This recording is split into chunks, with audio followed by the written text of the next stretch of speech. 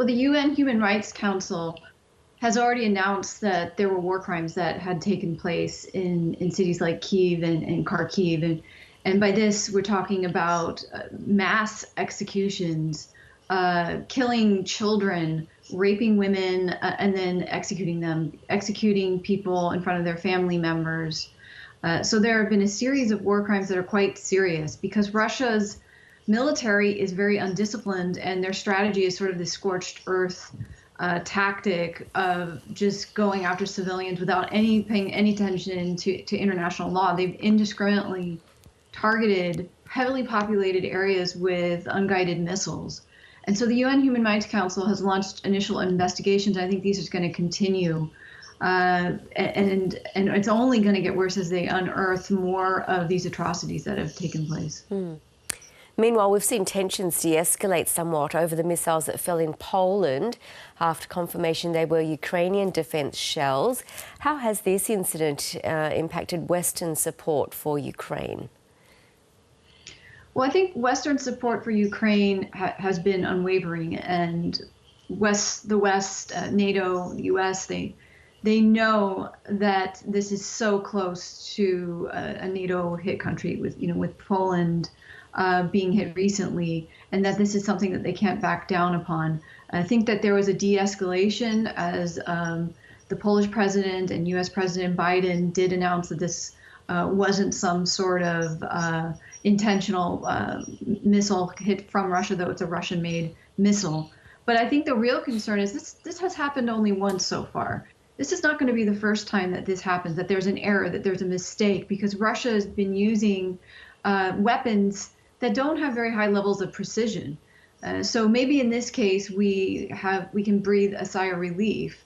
But I think there's real concerns here that this could happen again. And of course, the West is interested in providing more weapons to Ukraine. The U.S. has already provided some $52 billion this year in humanitarian, economic, and military aid, $28 billion of which was earmarked for military aid, and they're going to continue to do so. But there are reports that stockpiles are running a little bit low on some of these advanced missile and ammunition systems. Now, that's going to be the case for the Russians as well. But there are concerns that we are running low on some of the key supplies that the Ukrainians need. Another development this week, 3 of the 4 defendants in the MH17 trial were found guilty of murder. What else did the court find out about the missile attack? Well, they were just trying to figure out who was responsible for this, and it's difficult to point it directly to the Kremlin. But this is some type of attempt of justice when you have hundreds of people, innocent civilians, that died senselessly due to the actions of these 3 individuals that will face life imprisonment. But I think the situation illustrates how difficult it is to punish countries that are likely behind or in some way connected to these types of atrocities. Many of the victims' relatives believe if the world had reacted differently, perhaps taken a tougher stance on Russia 8 years ago, the invasion of Ukraine could have possibly been avoided. What are your views on this? Yeah, these are fair points. And we've seen that Russia has engaged in horrible human rights violations, violations of international law for some time now. You can look to some of the poisonings that took place in 2004 and 2006, 2018, 2020. Autocratization in Russia has been a long time coming. Russia invaded Georgia in 2008, still has troops there occupying 20% of the country. There have been all kinds of illegal transgressions by the Russian government that the international community has struggled to effectively respond to. Some of that is due to the fact that Russia has a great energy power, has so many natural resources and gains revenues. In fact, it's increased its revenues since the sanction regime has begun, that it's very difficult to deal with an authoritarian regime that's this personalistic and this powerful both economically and militarily. And because of these obstacles, it's difficult to effectively deal with it and to prevent these types of atrocities from taking place. Well, as the war in Ukraine continues, Moscow is routinely claiming that Kyiv is unwilling to negotiate. How does Ukraine view talks at the moment? Well, President Zelensky of Ukraine has made it very clear that he's willing to negotiate, but not with Vladimir Putin. He's willing to negotiate with the Russian government. With Putin, who is the mastermind of this conflict and who has supported, implemented, directed horrendous atrocities against the Ukrainian population, which Putin seems to view as subhuman, Zelensky has absolutely no interest in negotiating with Putin. Now, of course, there are other elites within Putin's inner circle that basically have the same worldview.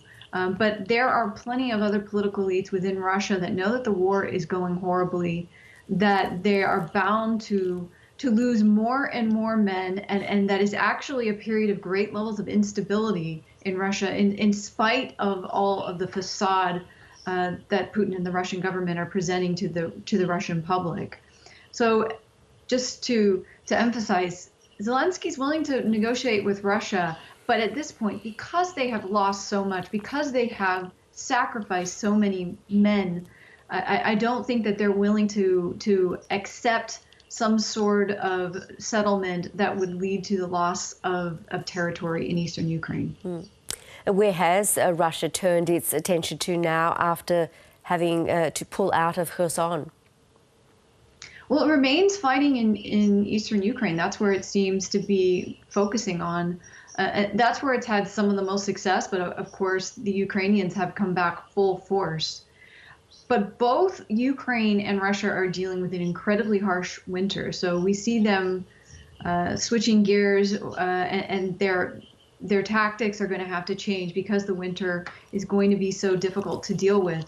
And so I think that we're going to see fighting levels decrease somewhat, and we might see other different types of tactics where the Russians will go after key infrastructure, as they already have been, making it incredibly difficult for civilians just to live and go about their days, their daily life in Ukraine.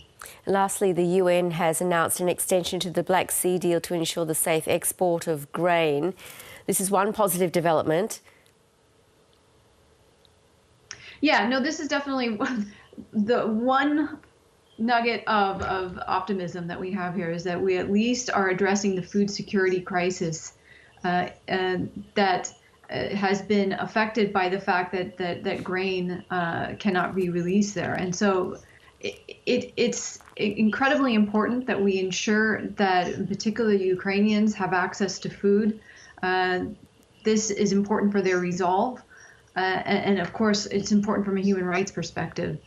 So this has really been the only area that they've been able to negotiate. Professor Natasha Lindstaedt, great to talk as always. Thank you.